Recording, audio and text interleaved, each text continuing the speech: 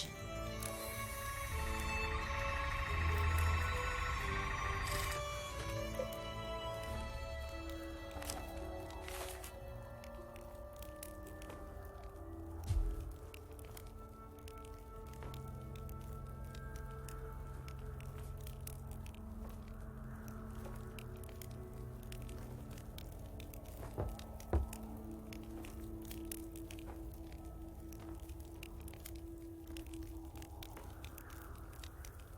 I shouldn't go messing with this without permission.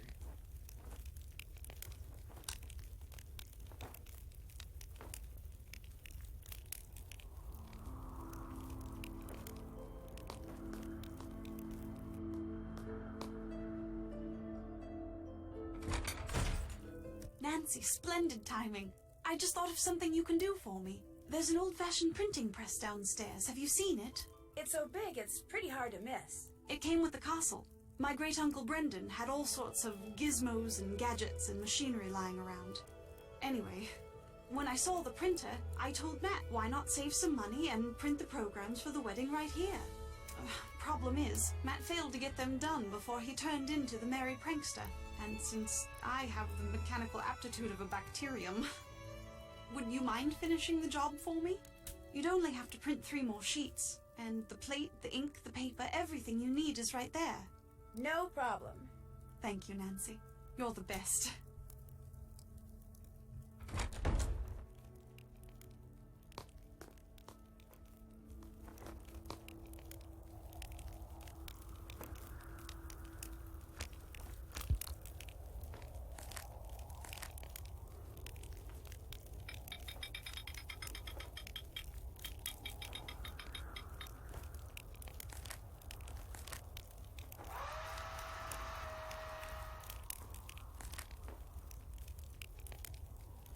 Alan Payne.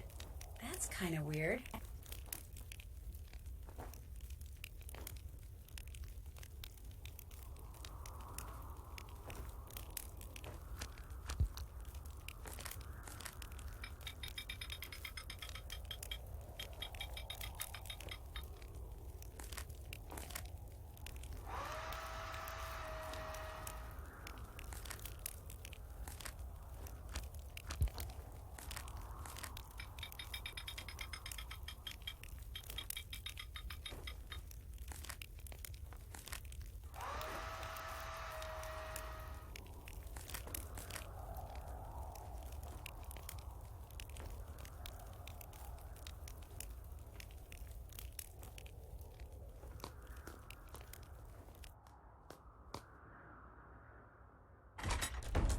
Did you finish the programs? Yep.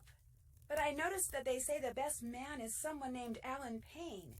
If Kit is Matt's best friend, why isn't Kit the best man? Matt said that's the way Kit wanted it. He got here early too. But when Matt vanished, Alan was certain that Matt was playing a joke and refused to be the butt of it. So he went back to London, saying he'll reappear only when Matt does, and not a moment before. You know, perhaps you should give Alan a call. 0044-020-7946-0481. He may have seen something while he was here that could help you find Matt. You'll have to use the phone down the road at the inn, however. My cell phone gets absolutely no reception here. I found these glasses in the fireplace in the nursery. Those are Matt's. You found them in the fireplace? Did you look there when you were searching for Matt? Of course not. Why would we look in the fireplace? Matt never, ever took his glasses off. Mostly because without them, he can't see 2 feet in front of him. Did he have an extra pair? It's possible. Any normal person with eyesight as bad as his would have had 10 extra pairs. But how did those get broken? Oh, Nancy, maybe he truly is in trouble. Let me do some more looking around before we jump to any conclusions. The glasses could still just be part of an elaborate practical joke. You're absolutely right. Please find him, Nancy. I do so want to strangle him. If Matt was staying in the nursery, where's his luggage? Right there by his cot. It's not there now. But it was there, just last night. I remember seeing it when I peeked in to see if he'd finally decided to reappear. At least, I think I saw it last night. If it's not there now, perhaps Denal moved it, took it to storage or something. Because I know I saw it after Matt went missing. So it's around here somewhere, just like he's around here somewhere. I'm sure of it. Did you know when you decided to hold your wedding here that half the place is pretty much rubble? Oh yes.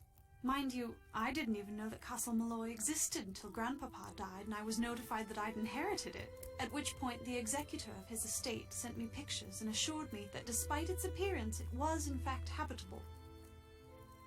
It looks like a bomb went off in it. No doubt because one did. One summer night in 1944, this place, or half of it at least, just suddenly blew up.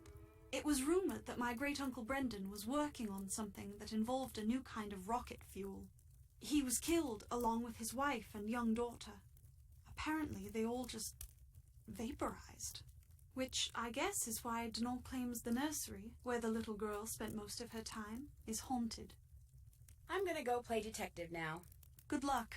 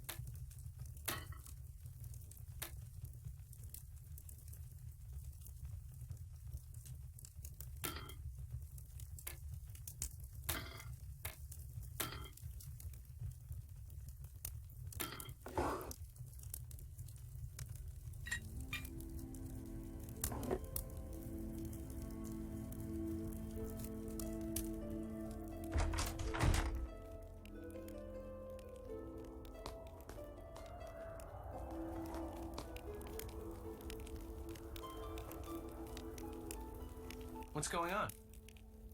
If you and Matt are best friends, how come you didn't want to be his best man? Actually, I did. But Matt mentioned that it would be a good move for him politically if he asked this guy he knows from work, Alan Payne, to be his best man. And I said, hey, do it. So he did. No big deal. I'll see you later, okay?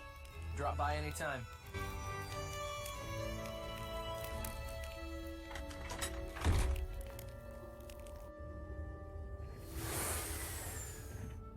Where are those lights in the tower coming from?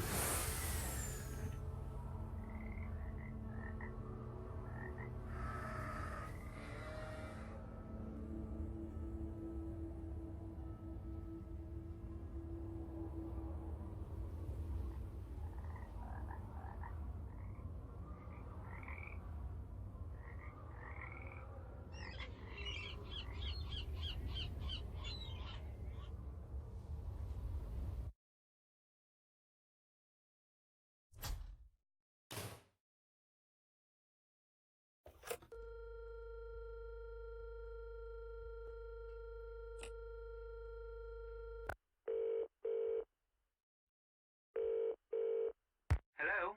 Yes, hi. My name is Nancy Drew. I'm calling from Castle Malloy. I'm Kyler Mallory's maid of honor. Yes, I remember that name. Has Matthew finally put an end to that ridiculous prank of his? No, I'm afraid he's still at it. But if you have a second, could I ask you some questions? It should be a minute or two before my ride gets here. What's on your mind?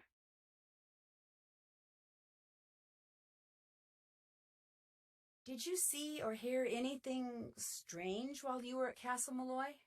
If you mean, did I get the impression that the castle was haunted or enchanted or anything like that?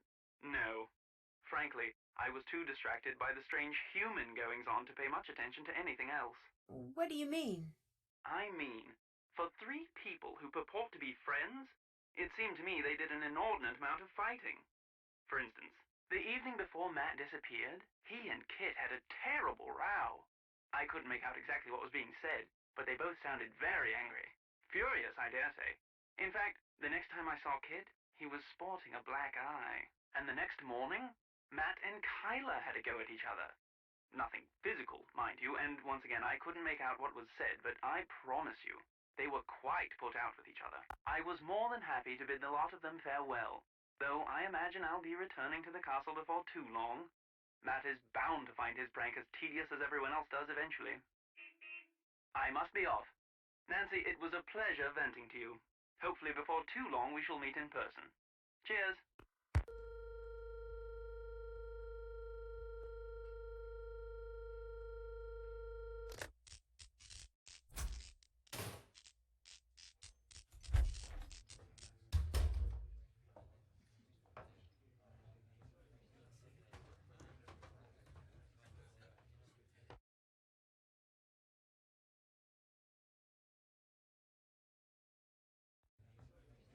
So, you're not so keen on staying at the castle after all, then? I'm staying there. I just wanted to talk to you. Come to me for a bit of aid and advice, did you? Well, I've got none to give. Not till I got the day's troubles behind me and a crow's nest in front of me. I don't blame you a bit. I also have no idea what you're talking about. The mix maid suddenly took ill, leaving poor Seamus on his own, running back and forth, trying to mix and serve at the same time.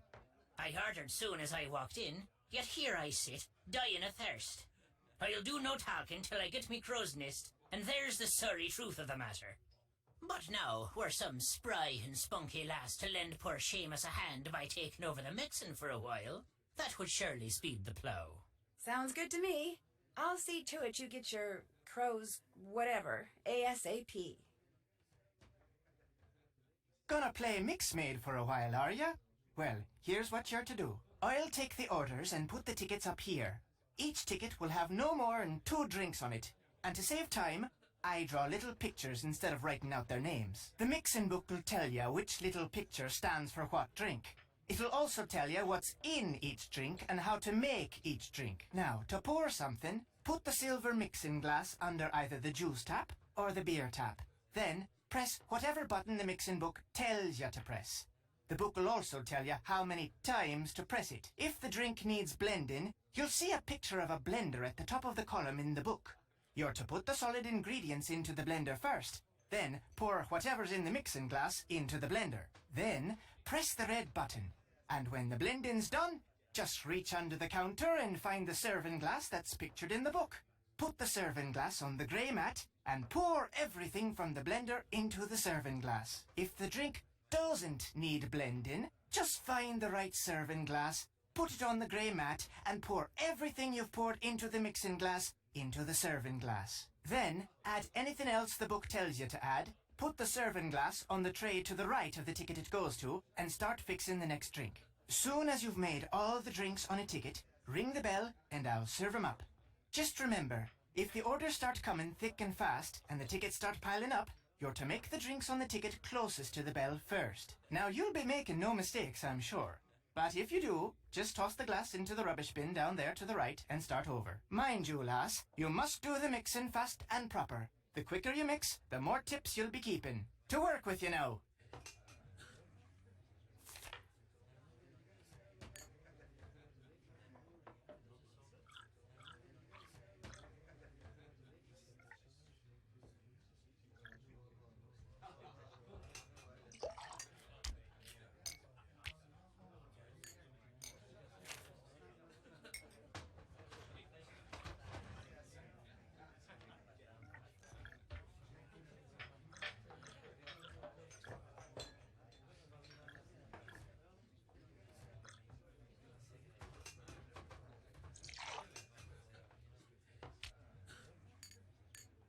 Another round completed.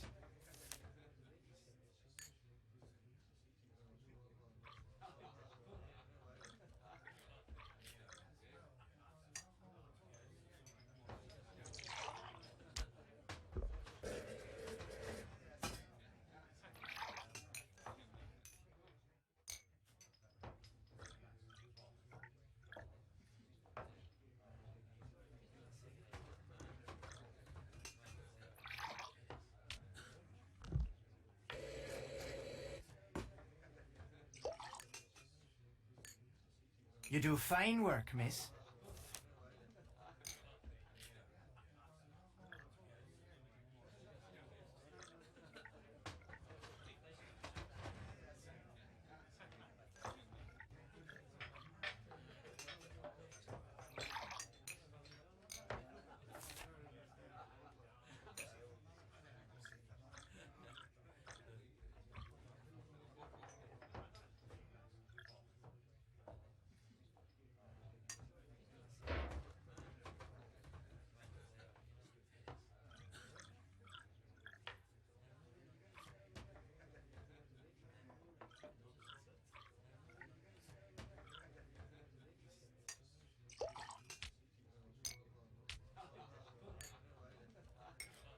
Another round completed. All done and dusted, are ya? Thank you, miss. Take what's in the tip jar, and the next time you help out, you can keep the tips then as well. You make a mean crow's nest, girl. Well done. Now, I'm to tell you what happened to the Sassenach, am I? I'm sorry, happened to the what? The Sassenach. The Englishman. The one Kyler was supposed to be marrying. Well, what happened to him is this. The she took him. The good people whisked him straight off to their world, they did. By the good people, you mean fairies? You'll not be hearing me call him that. All of us have a name we prefer, and with them, the good people it is. So that's what I call him, and you'd be wise to do the same.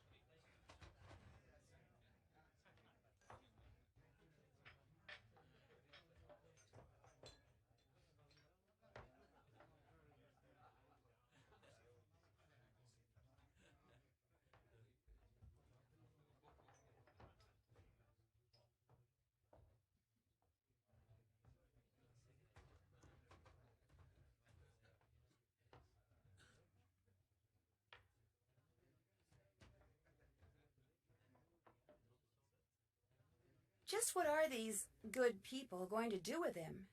Whatever they please. He's in their world now, and he'll not be coming back. That's as much of the truth as we'll ever know. 'Tis not the first time the good people have seen fit to meddle in the affairs of Castle Malloy. Caused the explosion they did. The one that destroyed half the castle? Brendan, his wife, Caitlin, used to own this place, she did.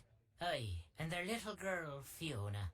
All three were lost to the world forever when the place blew. But the blame lay not with Malloy. It was the good people. They'd taken a shine to Fiona, is why. And they knew that little girls, no matter how much they're adored by wee folk or mortals, sooner or later, all little girls grow up and grow old.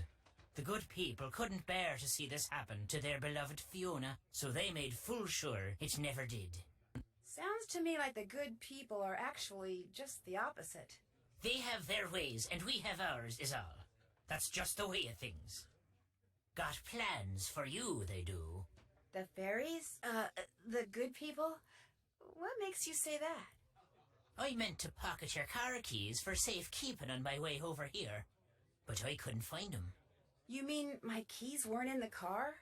Aye, that's exactly my meaning. Taken they were. The good people want you to be staying. The name of this place. Just what exactly is a banshee? A woman, one of the good people, as alive as you and me, with wild hair almost as long as the tattered grey robe billowing up around her whenever she appears. Sometimes she takes on the form of a hooded crow, but it's the sound she makes, her terrible wailing, that strikes fear in the human heart. Because when a mortal hears the wail of a banshee, it means someone is about to die. Do you dislike all Englishmen as much as you dislike Matt Simmons? Or is he special somehow? I've little use for any Sassenach, but I took a disliking to this one soon as I laid eyes on him. Arrogant he was, cocky, disrespectful, foolish, always touching things he shouldn't, going places he didn't belong. Worse than a stray dog, that one was. What about his friend Kit?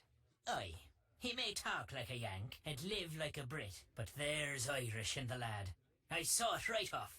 Little wonder he's in love with the girl. They'll make a fine pair. Whoa, wait a minute. Kit's not in love with Kyler. Blind, are you now? Loves her, he does indeed. He's all but wearing a sign saying so. He came to the wedding early to make sure there'd never be a wedding. Only the good people saw to that for him. Ah, the luck of the Irish. I saw someone with long hair and a grey robe outside the castle tonight. Did you know? It ran across the road in front of me. That's why my car's in the ditch. Not till I was 54 did I see a banshee. To see one at your age, on your very first night in Ireland. A special lass you are indeed. There's no other explanation for what I saw?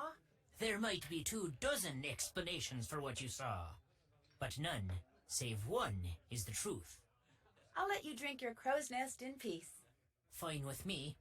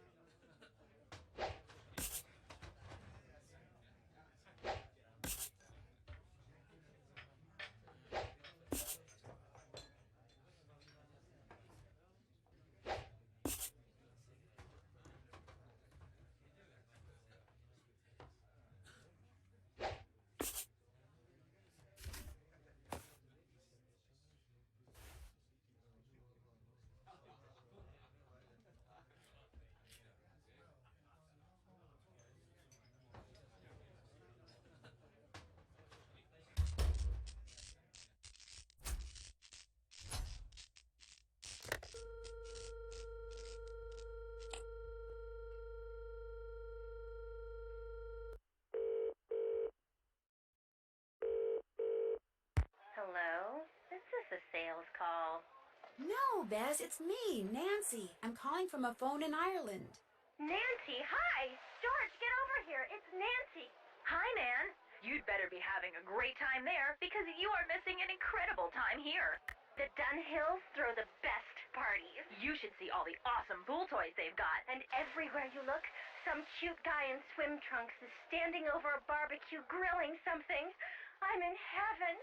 Sounds fabulous. Be sure to wish Kathy and Carrie a happy birthday for me. You know, one person I haven't seen is Ned. Yeah, me neither. He said he was coming. I'm sure he'll be there. So, what's going on with you?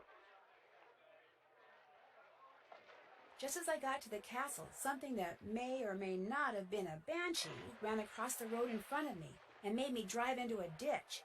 You saw a banshee? That's bad luck, isn't it? Not if you see a banshee. If you hear one, it means someone's going to die. Wait a minute. Why was it running? Can't banshees fly? Bess, what I saw just looked like a banshee. I'm sure it really wasn't a banshee, although it did just kind of vanish. And when I talked to Kyler, I found out that her husband-to-be has vanished. What do you mean, vanished? Matt came to Ireland with Kyler and his best friend Kit, but now he's nowhere to be found. Kyler is convinced he's pulling a prank. A prank? Apparently, he's a pretty big practical joker. More like a pretty big moron. Incoming. Check it out. Oh my gosh. Guys? Hello? Bess? George? Anyone? Sorry, we were hopelessly distracted by a truly amazing set of washboard abs. My cell phone bit the dust when I drove into the ditch, so I'm calling from the payphone of this quaint little country inn. Quaint as in charming, or quaint as in a borderline health hazard? Quaint is in a place where people go to play games like darts and relax over their favorite combination of fruit juices.